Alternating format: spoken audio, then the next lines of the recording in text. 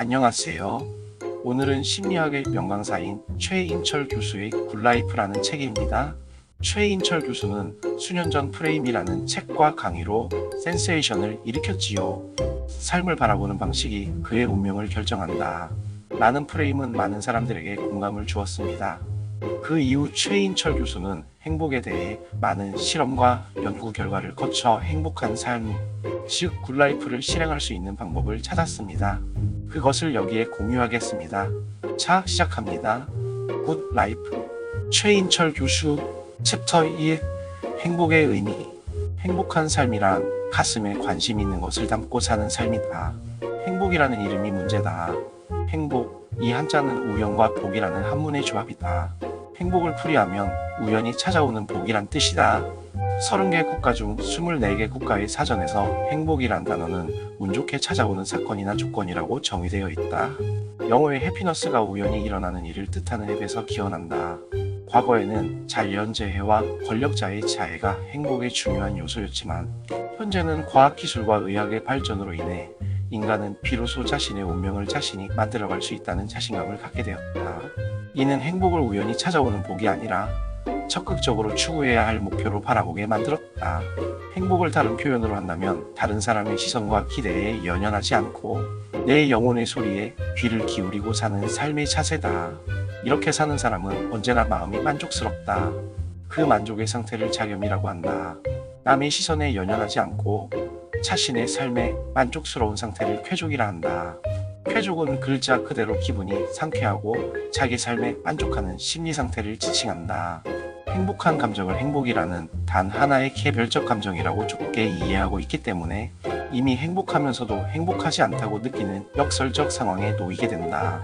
관심 있는 인트러스트, 가장 행복한 상태 중 하나는 무엇인가에 대한 관심으로 머릿속이 가득한 상태다. 특별히 그 대상이 사람일 때 우리는 그것을 사랑이라고 부른다. 프로이트가 말했듯이 행복해지고 싶다면 사랑에 빠지는 것이 좋다. 상대방에 대한 관심으로 가득 찬 상태가 가장 행복한 상태이기 때문이다. 드라마 파리의 연인에서 내 안에 너 있다. 라는 말이 바로 그 행복의 표현이다. 나는 행복한가? 라는 질문은 나는 무언가에 관심이 있는가? 라는 질문과 같다. 고통이 없어야 행복이라는 오해. 이모티콘 스마일리. 한 보험회사가 직원들의 사기 친작을 위해 의뢰한 일로 광고업체는 단돈 45달러를 받고 10분 만에 이 디자인을 완성했다. 고통에도 뜻이 있다. 라는 말처럼 인간의 부정적인 감정은 중요한 가치를 지니고 있다. 김사인의 시 조용한 일은 우연히 발견한 행복을 실감케 한다. 이도 저도 마땅치 않은 저녁, 철이른 낙엽 하나 슬며시 곁에 내린다. 그냥 있어볼 길밖에 없는 내 곁에 저도 말없이 그냥 있는다. 고맙다. 실은 이런 것이 고마운 일이다. 실은 이런 것이 고마운 일이다. 라는 말, 우연히 발견한 소소한 행복을 지칭하는 표현으로 이만큼 적절한 것이 있을까? 행복은 비장한 전투에서 얻어내는 승리가 아니다. 행복은 우리 삶에 우연히 찾아와 준 것들에 대한 발견이다. 누군가에게 행복을 준다는 것은 그 사람에게 우연을 선물한다는 의미이다. 챕터 1 행복과 유전에 관한 올바른 생각. 인간의 거의 모든 행동과 특성에는 유전이 관여한다. 그러나 관여한다는 말이 결정한다는 뜻은 아니다. 우리는 남들보다 더 행복해지기 위한 시합을 하고 있는 것이 아니라 지금보다 조금 더 행복해지기를 원할 뿐이다. 행복한 나라에 가면 행복해진다. 그 나라 국민의 행복 수준이 궁금하면 그 나라에 이민 온 사람들의 행복 수준을 알아보면 된다. 행복은 거주하고 있는 사회의 질에 따라 변할 수 있고 실제로도 변한다. 사회의 질이 유전의 힘을 이길 수 있다. 행복은 운명이라는 믿음의 역풍. 행복을 위한 활동 중 행복한 사람처럼 행동하기가 있다. 챕터 3 행복한 사람들의 삶의 기술. 행복한 사람과 행복하지 않은 사람은 같은 일상을 다른 마음으로 살고 있을 수도 있지만 애초부터 서로 다른 일상을 살고 있을 가능성이 더 높다.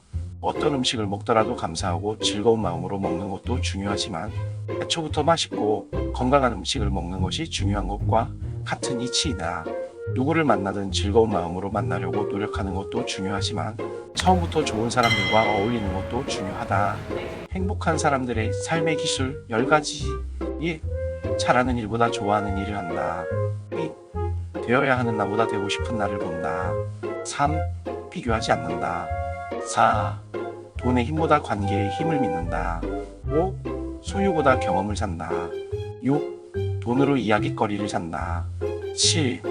돈으로 시간을 산다. 8. 걷고 명상하고 여행한다. 9. 소소한 즐거움을 자주 발견한다. 10. 비움으로 채운다. 이 10가지에 대해 좀 더 구체적으로 얘기해 보겠다. 1. 잘하는 일보다 좋아하는 일을 한다. 행복한 학생들은 자신이 그 일을 좋아하는지 여부가 매우 중요하다고 했지만, 행복감이 낮은 학생들은 자신이 잘하지 못하는 일이라면 그 일을 좋아하는 여부는 중요하지 않다라고 했다. 잘하는지 여부가 중요하다는 것이 아니라 좋아하는 일을 한다고 느끼는 것이 상대적으로 더 중요하다는 것을 말한다. 이는 일을 하면서 경험하는 행복은 그 일을 좋아하는 정도와 강하게 관련되어 있음을 보여준다. 우리는 좋아하는 일을 하는 것에 지금보다 훨씬 더 많은 관심을 가져야 한다. 2. 되어야 하는 나보다 되고 싶은 나를 본다. 가시나무라는 노래가 있다. 내 속엔 내가 너무도 많아. 우리 안에는 되고자 열망하는 이상적 자기, 있는 그대로의 현실, 자기, 그리고 되어야만 하는 당위적 자기가 있다. 이상적 자기는 이상, 비전, 열정, 도전을 중시한다. 어떻게 원하는 것을 얻을 수 있을까를 고민한다. 반면에 당위성 자기는 의무, 책임, 예방, 현상 유지를 중시한다. 이 사람들은 어떻게 하면 실수하지 않을까를 고민한다. 이상적 자기는 원하는 것을 얻었을 때 기뻐하고 흥분하지만, 당위성 자기는 실수하지 않았을 때 안도감을 느낀다. 행복은 역할, 의무, 책임으로 대표되는 당위적 자기의 브레이크보다는 꿈, 비전, 열정으로 대표되는 이상적 자기라는 엔진을 달고 전진하는 사람에게 찾아온다. 해야 한다 슈드를 하고 싶다 want to로 바꾼다. 완벽해야 한다가 아니라 완벽하고 싶다고 생각을 바꾸면 자신의 모든 것을 쏟아 부을 수 있다. 다른 사람들의 기대에 부응하기 위해 살아가기보다 자신이 원하는 삶을 살아갈 때 행복이 찾아온다. 3. 비교하지 않는다. 만나면 기분이 좋은 친구와 만나면 우월감을 느끼게 해주는 친구 중 누구를 만나야 할까? 행복한 사람들은 비록 자신보다 높은 점수를 받았더라도 만나면 기분이 좋은, 즉 유대감을 경험할 수 있는 친구를 선호한다. 행복감이 낮은 사람들은 우월감을 느끼게 해주는 사람들을 선호했다. 미국 사람들의 보상 영역은 자신의 점수에 강하게 반응했지만, 한국 사람들의 보상 영역은 다른 사람과의 점수 차이에 강하게 반응했다. 한국인의 뇌는 불행히도 비교하는 뇌였다. 행복하지 않은 사람들의 삶의 기술은 비교이다. 반면에 행복한 사람들의 삶의 기술은 관계이다. 행복하지 않은 사람들은 비교 프레임으로 세상을 보고, 행복한 사람들은 관계 프레임으로 세상을 본다. 4. 돈의 힘보다 관계의 힘을 믿는다. 우리는 인생이라는 매장에서 경험을 쇼핑하는 사람들이다. 그렇다면 행복한 사람들은 자신의 경험 카트에 어떤 것들을 담을까? 마음이 아픈 경우 행복한 사람들은 좋은 사람과 보내는 시간을 자신의 카트에 집중적으로 쓸어 담지만, 행복하지 않은 사람들은 금전적 이득을 주로 담는다. 한마디로 행복한 사람들은 친밀한 사람들이 주는 위로를, 행복감이 낮은 사람들은 돈이 주는 위로를 찾는다. 금전적 이득으로 스트레스를 해결하려는 것은 마치 술로 쓰린 배를 다시 술로 달래려는 것과 같다. 이러한 사람을 우리는 물질주의자라고 부른다. 물질주의자들은 TV 보는 시간과 쇼핑하는 시간이 많았다. 책을 읽거나 봉사활동을 하는 시간도 적었다. 결정적으로 그들이 사람들과 보내는 시간은 절대적으로 적었다. 5. 소유보다 경험을 산다. 한 가게의 총소득보다는 총처분 가능 소득의 증가가 행복 증가와 더 관련이 있는 것으로 나타났다. 소비에 대해 소유 소비보다는 경험 소비가 행복에 미치는 힘이 단연코 크다. 소득이 늘어나는 것에 비례해서 행복이 늘어나지 않는 이유 중 하나는 사람들이 늘어난 소득으로 행복에 큰 도움이 되는 경험을 사는 데는 인색하고, 행복에 큰 도움이 되지 않는 소유를 늘리는 데 집중하기 때문이다. 사는 것 바이 달라지면 사는 것 라이브도 달라진다. 행복한 사람들이 다르게 사는 라이브 이유는 사는 것 바이가 다르기 때문이다. 6. 돈으로 이야깃거리를 산다. 첫째, 소유물은 비교를 불러일으키지만 경험은 비교를 유발하지 않는다. 무소유의 본질이 소유가 유발하는 비교로부터의 자유이기 때문이다. 둘째, 경험은 우리의 정체성을 구축한다. 우리가 누구인지를 알기 위해서는 우리의 경험 목록을 보아야 한다. 셋째, 경험은 이야깃거리를 제공한다. 소유가 대화의 주제가 되면 그 대화는 불편해지기 시작한다. 소유는 비교를 유발하기 때문에 소유에 대한 대화는 관계를 위협한다. 반면에 경험에 관한 대화는 즐거움을 창출한다.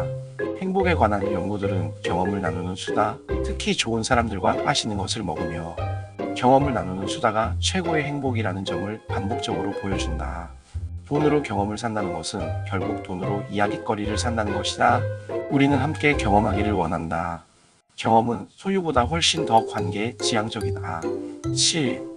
돈으로 시간을 산다. 시간 빈곤은 인류가 경험하기 시작한 새로운 형태의 가난이다. 모두가 바쁘다는 말을 입에 달고 산다. 부의 증가는 행복을 경험할 수 있는 시간의 결핍을 가져왔다. 돈으로 시간을 사야 한다. 어쩔 수 없이 해야만 하는 유쾌하지도 않고 의미도 느낄 수 없는 일들은 아웃소싱해야 한다. 누군가에게 맡기는 것이다. 비서, 가사 도우미, 운전기사 등을 두는 것이다. 시간을 벌어주는데 돈을 많이 쓰는 사람들이 그렇지 않은 사람들에 비해 더 행복한 것으로 나타났다. 돈으로 시간을 사기 위해서는 돈보다 시간을 소중하게 여기는 마음이 먼저 필요하다. 행복한 사람들은 돈을 많이 가지고 있기 때문이 아니라 시간 자체를 중시하는 태도를 가지고 있기에 돈보다 시간을 선택한다. 시간은 돈이다. Time is money라는 가르침에 따른 시간을 아껴가며 돈을 버는데 주력했다. 하지만 이제는 돈이 시간이다. money is time이라는 새로운 가르침을 받아들여야 한다. 8. 걷고 명상하고 여행한다. 행복을 추구하는 방법 중 가장 눈길을 끄는 것은 여행이다. 행복한 삶이란 여행을 자주 하는 삶이다. 여행이 행복을 주는 이유는 첫째, 일을 하지 않기 때문이다. 두 번째는 먹고 수다 떨고 걷고 노는 행위가 한꺼번에 일어나는 활동이기 때문이다. 셋째는 가장 중요한 기본 욕구들이 극대화되는 기회를 제공하기 때문이다. 9. 소소한 즐거움을 자주 발견한다. 어쩌다 한번 강한 자극을 경험하는 것보다는 소소한 즐거움이라도 자주 경험하는 것이 행복에 유리하다. 작은 것도 귀하게 여기는 행복한 사람들의 삶의 기술을 음미하기 세이버링이라고 한다. 소확행이라는 단어가 이 뜻이다. 행복한 사람들은 소소한 즐거움들을 더 자주 경험하려고 일상을 재구성하는 사람들이다. 10. 비움으로 채운다. 사람들은 시간이 없기 때문에 시간을 낼 수 없다고 말한다. 그런데 혹시 시간을 내어주지 않기 때문에 시간이 없다고 느끼는 것은 아닐까? 시간을 내어주면 역으로 시간이 생긴다. 시간을 내어줄수록 시간이 많아진다. 행복한 사람들이 자원봉사처럼 시간을 남에게 할애하는 일을 많이 한다. 그들은 자신을 비움으로써 자신을 채우는 삶의 비결을 시간을 내어줄수록 시간의 부자가 된다는 삶의 진실을 알고 있다. 행복한 사람일수록 행복한 국가일수록 기부를 많이 한다는 점이 이를 증명한다. 연구에 따르면 기부를 하고 나면 이후에 수입이 늘어나는 효과가 있다고 한다. 행복한 사람은 나눠주지 않으면 시간과 돈의 여유는 갈수록 없어진다는 믿음으로 나눔을 실천한다. 챕터 4. 의미의 의미. 인생은 가까이서 보면 비극이지만 멀리서 보면 희극이다. Life is a tragedy when seen in close up, but comedy in long shot이라고 찰리 채플린이 말했다. 의미의 발견이 고통을 이겨내게 하는 힘이 있다면 의미의 부재는 쾌락을 고통으로 변화시키는 힘이 있다. 인간의 뇌는 목적 없는 삶을 견딜 수 없다. 챕터 5. 의미와 쾌락의 차이. 젊어서는 쾌락, 나이 들면 의미. 나이가 들어갈수록 자신이 하는 일들이 후 에마니? 나는 누구인가? 와 연결되어야 즐거움과 의미 모두를 강하게 경험할 수 있다. 자기 정체성을 구축하고 그에 부합하는 삶을 사는 것이 나이가 들수록 더 중요해진다. 자기를 성장시키고 타인의 삶에 긍정적으로 기여하는 것이라고 믿을수록 자기 삶에 대한 만족감이 크고 긍정 정서도 강하게 경험하는 것이다. 이 패턴은 나이가 들수록 강해진다. 쾌락적 행복 점수가 높은 사람들일수록 신체적으로 건강하지 않을 가능성이 높다. 이 의미는 행복을 더 많이 경험하는 것이 몸의 역경을 이겨내는 건강한 유전자 활동과 관련이 있음을 시사한다. 한 번 사는 인생의 쾌락과 한 번 죽는 인생의 의미. 어떤 경험이 짧게 지속될 경우 사람들은 쾌락적 경험을 선호하고 어떤 경험이 오래 지속될 경우에는 의미 있는 경험을 선호한다. Life is short라는 문구, 인생은 짧다. 시간이 별로 없다고 생각하면 할수록 사람들이 쾌락적 행동을 추구하게 된다. 인생은 짧아, 마시자. 짧고 굵게 라는 외침들이 들려오고 늘 인생 별거 없잖아 라고 속삭인다. 짧은 시간을 위해서는 즐거운 경험을 선호하고 긴 시간을 위해서는 의미 있는 경험을 선호한다. 챕터 6 소명과 성취. 행복은 성공을 포기하는 대가가 아니다. 성공과 성취를 행복의 장애물로 보는 시각을 유지하는 한 성취를 통한 자부심을 경험하기 어렵다. 자신의 일이 세상을 더 나은 곳으로 만들고 있다는 의미와 목적을 발견하는 삶, 즉 소명이 이끄는 삶이 굿라이프이다. 고요함이란 감정, 새벽 숲속에서 경험하는 고요함도 있지만 중요한 일을 성공적으로 끝낸 후에 찾아오는 고요함도 있다. 이런 류의 고요함은 의미 있는 무언가를 이루었을 때 경험된다. 목표가 있는 삶, 행복은 행복을 추구하려는 강박적 목표를 가지고 노력할 때가 아니라 자신이 의미 있는 목표를 달성했을 때 그 부산물로 경험된다. 행복을 결정하는 것은 목표의 크기가 아니라 목표의 개인적 의미이다. 목표는 활주로와 같다. 그것이 없다면 삶은 충돌의 연속일 뿐이다. 도대체 어떤 특성을 알면 그 사람이 이루어낼 성취의 정도를 정확하게 미리 예측할 수 있을까? 자기 통제, 셀프 컨트롤이라는 개념이다. 최근에 등장한 그릿이라는 용어도 유사한 개념이다. 마시멜로 실험을 통해 자기 통제는 지능과 더불어 인간의 성취의 중요한 요소로 인정되었다. 긍정 정서라는 또 하나의 변수, 즉 누군가의 성취를 예측하고 싶다면 그 사람의 지능, 자기 통제, 그리고 긍정 정서, 이 세 가지의 점수를 측정하면 된다. 100명의 서울대생을 대상으로 실험을 했다. 학업에서는 긍정 정서의 힘보다는 자기 통제의 힘이 더 강했고, 친한 친구의 수에서는 자기 통제보다는 긍정 정서의 힘이 더 강했다. 직장인들의 연봉과 번아웃 정도는 긍정 정서보다는 자기 통제가 친한 친구의 수와 관계, 만족도는 자기 통제보다는 긍정 정서가 훨씬 중요했다. 자기 통제는 학업과 직장 내 성취와 긍정 정서는 인간관계에서의 성취와 강한 관련을 맺고 있다. 품격 있는 삶, 타인에게 도움 주기, 자원봉사, 그리고 기부는 개인의 행복에 매우 중요한 역할을 한다. 나누고 베푸는 문화가 일상이 된 나라에서 사는 국민들의 행복감이 높다. 부자들은 남들도 자기처럼 부자인 줄 오해한다. 그래서 밥이 없으면 빵을 먹으라고 친절하게 조언한다. 인간의 가장 큰 특징은 자기중심성이다. 인간은 자신이 세상의 보편적 존재라고 믿고 싶어 한다. 우리의 생각이 잘 바뀌지 않는 이유는 주변 사람들이 바뀌지 않기 때문이다. 누군가의 의식이 바뀌었음을 확인할 수 있는 가장 확실한 방법은 그가 어울리는 사람들이 바뀌었는지를 확인해 보는 것이다.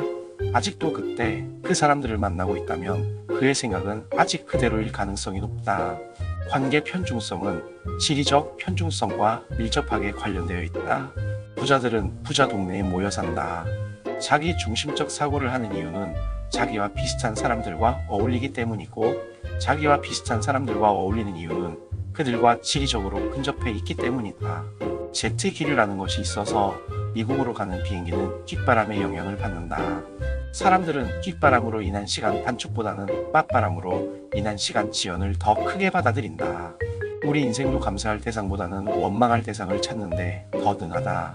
품격 있는 사람은 뒷바람에 감사하는 사람이다. 맞바람을 견딜 수 있게 해주는 수많은 뒷바람을 떠올리는 사람이다. 진정 탁월한 조직이란 집단의 단합이라는 대명분을 자주 사용하지 않는 조직이다. 품격 있는 사람은 자신보다 뛰어난 사람을 채용한다. 그러나 격이 없는 사람은 자신보다 못한 사람을 채용해서 우월감을 느낀다. 첼로의 성인이라고 불리는 파블로 카살스는 90이 넘어도 꾸준히 연습하는 모습에 제자가 물었다. 선생님은 왜 아직도 그렇게 연습을 하시니까? 이 질문에 대한 카살스의 대답은 품격 있는 삶의 모습을 보여준다. 요새 실력이 느는 것 같아. 내 그럴 줄 알았지라는 유혹을 이겨내는 삶.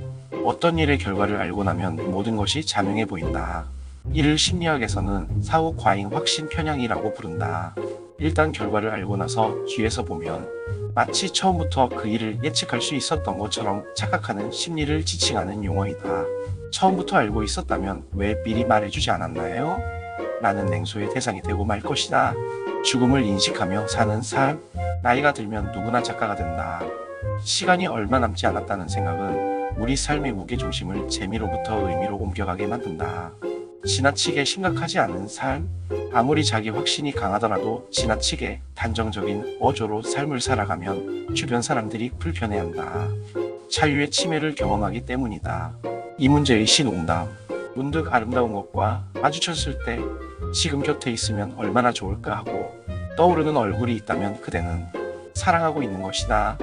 그윽한 풍경이나 제대로 맛을 낸 음식 앞에서 아무도 생각하지 않는 사람, 그 사람은 정말 강하거나 아니면 진짜 외로운 사람이다. 이 시의 제목이 농담인 것은 삶의 어조를 낮추고 지나치게 심각하게 살지 않는 삶의 태도를 말한다. 자신의 생각을 말해놓고는 자신의 말을 너무 심각하게 받아들이지 말라는 듯하다. 자, 여기까지입니다. 재미있죠? 오늘도 말씀드리지만 행복은 마음속에 있습니다. 내가 어떻게 바라보고 생각하고 행동하는 것이 중요합니다. 우리가 생각하는 대로 주변 상황이 바뀝니다. 좋은 생각을 하고 좋은 관계를 맺는 것이 중요합니다. 그리고 내 주변에 가장 소중한 것, 시간, 사람이 무엇인지를 생각해서 관심을 가지면 됩니다. 여러분, 오늘도 좋은 책 한 권을 소화하셨습니다. 이렇게 계속 좋은 내용들을 들으면 여러분들의 마음이 생각이 부자가 될 겁니다. 감사합니다.